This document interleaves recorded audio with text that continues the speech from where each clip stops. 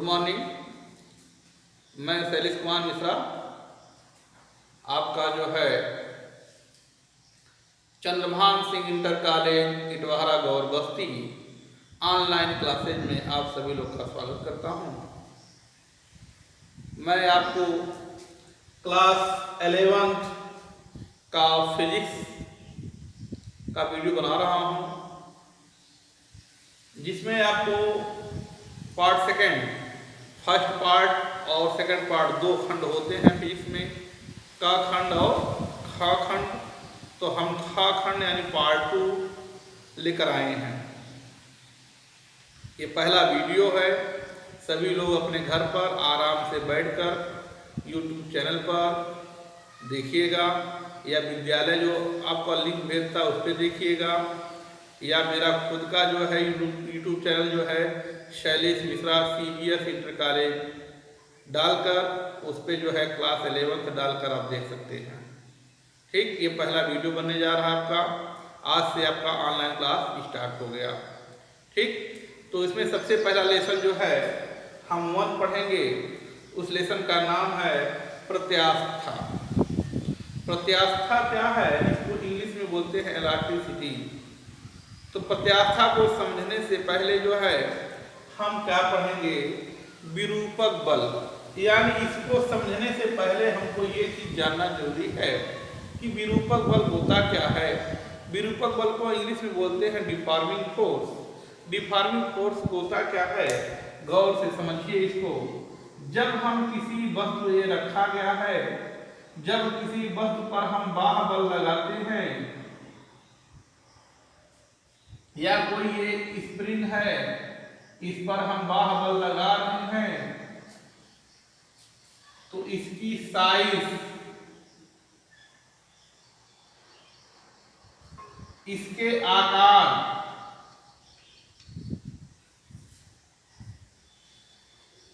या आयतन में परिवर्तन हो जाता। आप जैसे ये वस्तु है, इस पर हम बल लगा रहे हैं, देखिए ये चिपटा हो गया। ठीक, इसकी आकार में क्या हो गया? ये परिवर्तन हो गया। ठीक हो गया ना। अब ये पूरा हटा लिए तो अपनी पूर्वावस्था में आ गया। तो जब हम किसी वस्तु पर बाह्य बल लगाते हैं, बाह्य बल का मतलब बल लगाया होगा, दूसरे द्वारा बल लगाया होगा। ये बाह्य बल, यानी बाह्य बल को हमने दिखाया किससे? F से। ये वस्तु है, तो जब किसी वस्तु पर हम बाह्य बल लगा रहे हैं तो देखिए इसकी आकार में क्या हो रहा है? परिवर्तन हो रहा है। ठीक, इसी किसी वस्तु के आकार या साइज या उसके आयतन में परिवर्तन करने के लिए जो बाह्य बल लगाया जाता है उसी को बोलते हैं डिफॉर्मिंग फोर्स। जब आप प्रकृति में ऐसी बहुत सी वस्तुएं हैं जिन पर बाह्य बल लगाने पर उसकी आकृति और आयतन में या आकार में परिवर्तन हो जाता है, तो इसी बल को, जो बाह्य बल लगाया जा रहा है, इसी बाह्य बल को हम क्या बोलते हैं? विरूपक बल। क्लियर? विरूपक बल को हम इंग्लिश में डिफॉर्मिंग फोर्स कहते हैं। ठीक, चलिए, तो अब इसकी परिभाषा जो हो गया कि विरूपक बल का परिभाषा देखिए। जब किसी वस्तु पर बाह्य बल लगाते हैं तो वस्तु के आकार एवं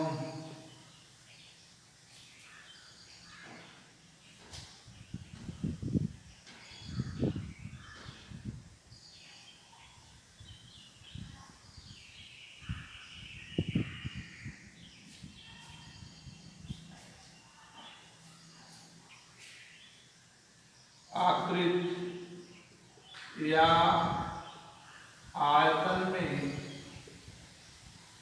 परिवर्तन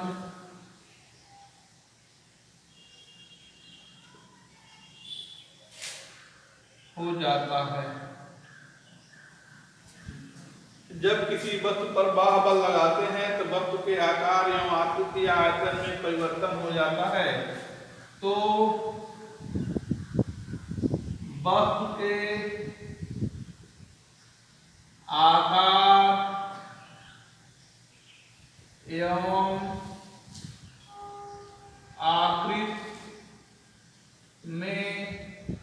आकृति में परिवर्तन के लिए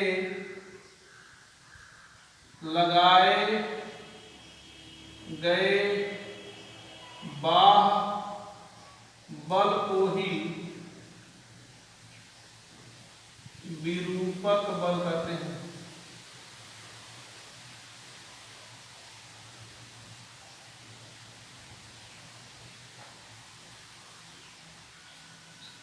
ठीक, जब किसी वस्तु पर बाह्य बल लगाते हैं तो वस्तु के आकार एवं आकृति या आयतन में परिवर्तन हो जाता है।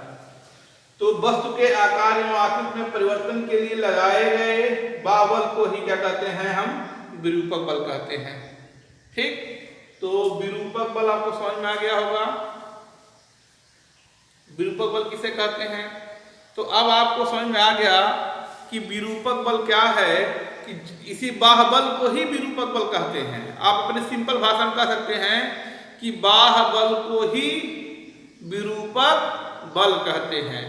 ठीक, अब देखिए प्रत्यास्था क्या है। तो जब हम किसी वस्तु पर बाह्य बल या विरूपक बल लगाते हैं तो उसकी आकृति या आकार या आयतन में परिवर्तन हो जाता है। और जैसे बाह्य बल हटाते हैं तो देखिए ये वस्तु अपनी पूर्व अवस्था में आ जाती है। इसी गुण को, वस्तु के इसी गुण को हम क्या कहते हैं, प्रत्यास्था कहते हैं। यानी अपनी पूर्व अवस्था में आने की घटना को ही या आने के गुण को ही प्रत्यास्था कहते हैं। तो जब हम बाह्य बल लगाते हैं तो ये इस पदार्थ के अणुओं के बीच भी जो है एक प्रकार का प्रतिक्रिया बल लगने लगता है। आपस में एक प्रकार का बल लगने लगता है इन अणुओं के बीच में। जैसे ये विरूपक बल लगाते हैं तो यह बल इसके विपरीत दिशा में कार्य करने लगता है और यह वस्तु अपनी पूर्व अवस्था में आ जाती है। तो इसी पदार्थ के इसी गुण को हम क्या कहते हैं, प्रत्यास्था। सबको समझ गया प्रत्यास्था क्या है? ठीक है, प्रत्यास्था की डिफिनेशन लिखिए। प्रत्यास्था देखिए, प्रत्यास्था का डिफिनेशन आप समझिए। अभी बताया गया कि प्रत्यास्था क्या है। जब किसी वस्तु पर हम बाह्य बल या बाह्य बल मतलब विरूपक बल लगाते हैं तो वस्तु का आकार या आकृति में परिवर्तन हो जाता है। ठीक, और जैसे बाह्य बल हटाते हैं तैसे ये वस्तु अपनी पूर्व अवस्था में आने का प्रयास करने लगती है। अर्थात इस विरूपक बल के विरुद्ध एक प्रकार का बल लगता है, आंतरिक प्रतिक्रिया बल लगती है। इसी के कारण वस्तु अपनी पूर्व अवस्था में आने का प्रयास करती है। तो प्रत्यास्था क्या एक प्रकार का गुण है। प्रत्यास्था क्या है, एक प्रकार का गुण है। ठीक, जब किसी वस्तु पर विरूपक बल लगाया जाता है तो उसकी आकृति आकार में परिवर्तन होने लगता है और विरूपक बल को हटा लेने पर वस्तु अपनी पूर्व अवस्था में आने का क्या करती है, प्रयास करती है। तो आप लिख सकते हैं किसी वस्तु का वह गुण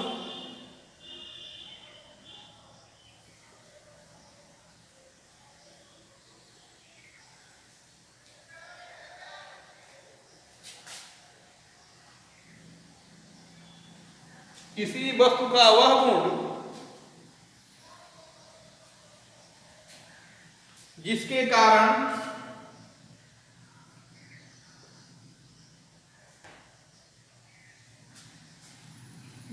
कारण वस्तु किसी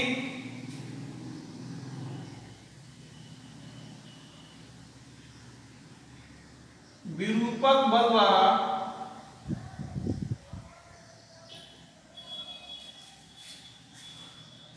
बल द्वारा उत्पन्न आकार,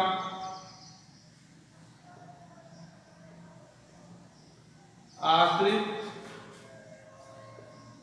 के परिवर्तन का विरोध करती है।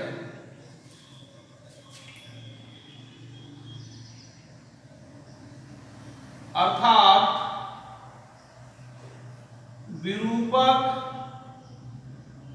बल हटा लेने पर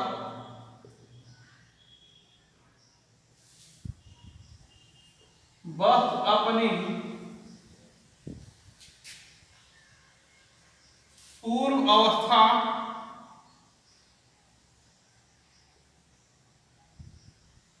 आने का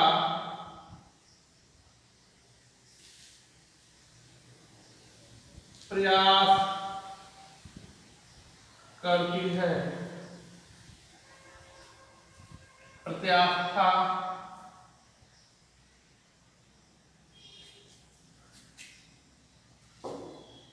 या इसी गुण को प्रत्यास्था कहते हैं। इसी गुण को प्रत्यास्थता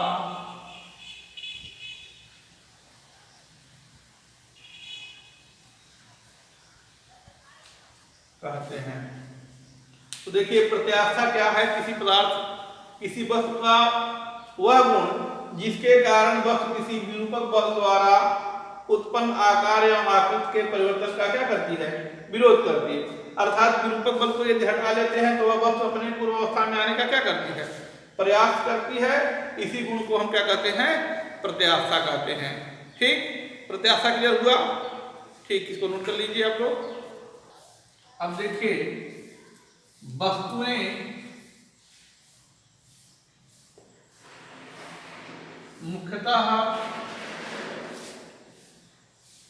मुख्यतः तो ऐसे दो प्रकार की होती हैं जब प्रत्यास्था के अंतर्गत पढ़ रहे हैं।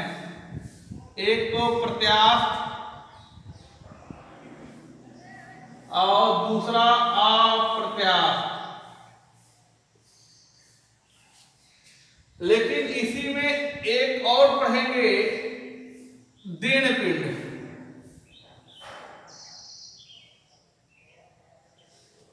और एक और पढ़ेंगे भंगुर। तो देखिए दीन पिंड क्या होता है उसको समझिए। वे वस्तु जिन पर हम बाहुबल लगाते हैं तो उसकी आकृति या आकार में कोई परिवर्तन नहीं होता। वस्तुएं तो बहुत सी हैं, हमने अभी आपका है यही मेज है, हम बाहुबल लगा रहे हैं, कोई परिवर्तन नहीं हो रहा है। ये आपका डेस्टर है, इस पर हम बाहुबल लगा रहे हैं, कोई परिवर्तन नहीं हो रहा। तो जब किसी वस्तु पर हम बाहुबल लगाते हैं तो उसकी आकार और आकृति में कोई परिवर्तन न हो, वह वस्तु क्या कहलाता है? दीन पिंड यानी राइट बॉडी। तो आप लिखेंगे दीन पिंड के बारे में।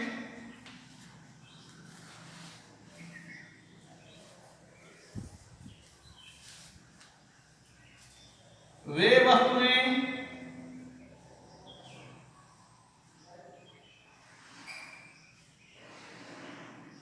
जिन पर बाहुबल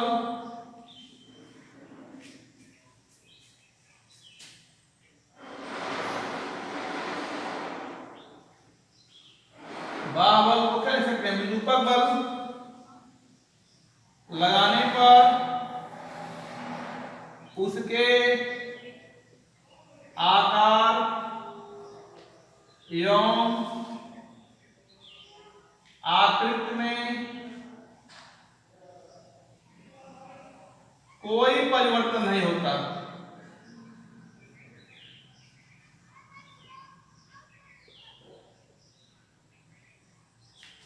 कोई परिवर्तन नहीं होता।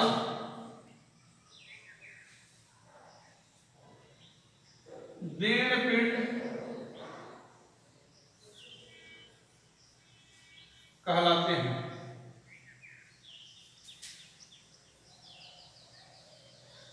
जैसे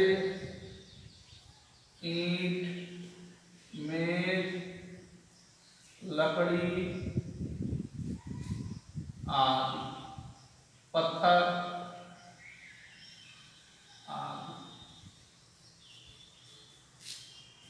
तो दीन पिंड क्लियर हो गया, इसको नोट कर लीजिए। है भंगुर, तो वे वस्तुएं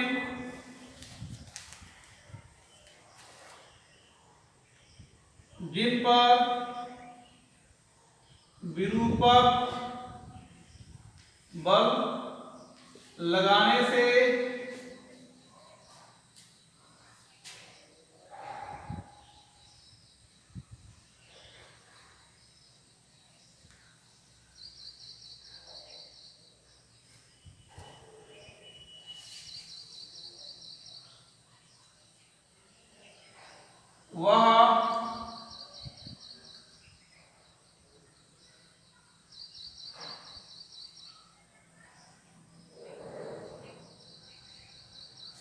वह टूट जाए,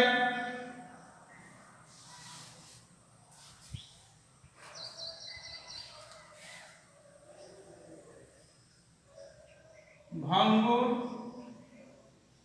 वस्तु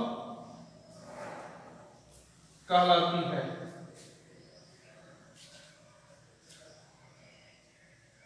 जैसे कांच,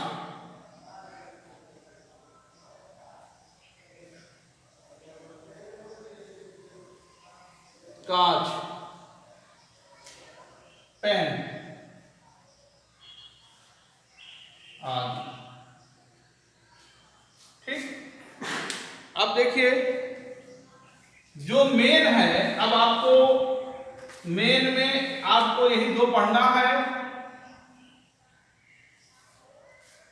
प्रत्यास्थ और अप्रत्यास्थ वस्तुएं, मुख्यतः ये पढ़ना है। तो आप देखिए प्रत्यास्थ वस्तु क्या कहलाती है?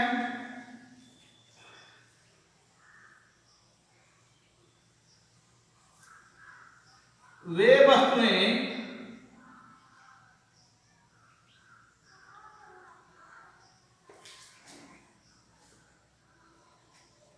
जिन पर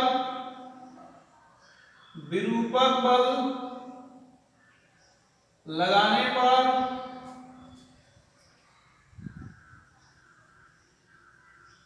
उनके आकार, आकृति, आयतन में परिवर्तन हो जाता है, परंतु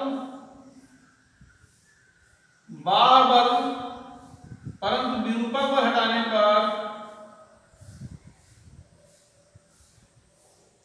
हटाने पर वह अपनी पूर्व अवस्था में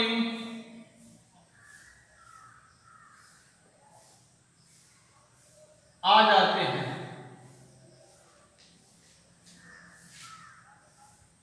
प्रत्यास्थ वस्तु कहलाते हैं। जैसे रबड़, क्वार्टर, ये जो हैं प्रत्यास्थ वस्तु कहलाते हैं। क्लियर? यानी विरूपक बल लगाए तो उनकी आकार में परिवर्तन हो गया, हटा लिए तो अपनी पूर्वावस्था में आ गए। स्प्रिंग भी कह सकते हैं।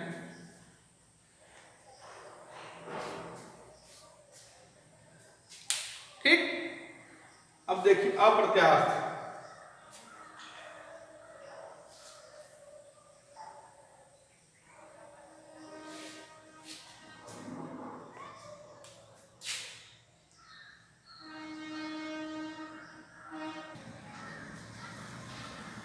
अप्रत्यास्थ लिखेंगे वे वस्तुएं जिन पर विरूपक बल लगाने से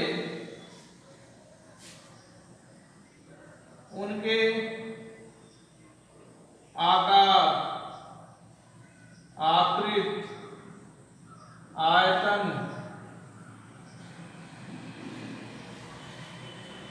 में परिवर्तन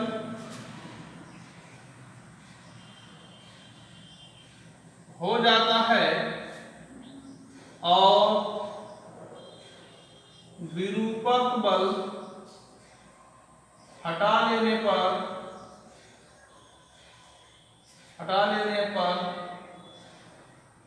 वह अपनी पूर्व अवस्था में आने का प्रयास बिल्कुल नहीं करती हैं। वे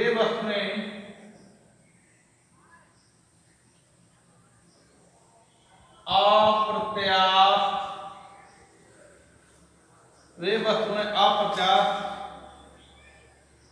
वस्तु कहलाती हैं।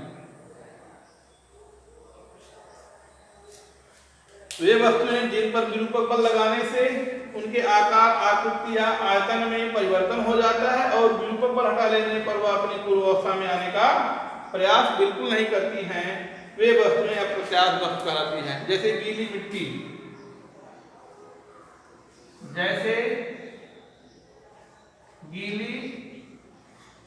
मिट्टी, गूथा आटा आदि। ठीक, तो आपको मालूम हो गया विरूपक बल, प्रत्यास्था, वस्तुएं कितनी प्रकार की होती हैं। आपको बताया देह पिंड, आपको बताया गया प्रत्यास्थ, भंगुर, अप्रत्यास्थ।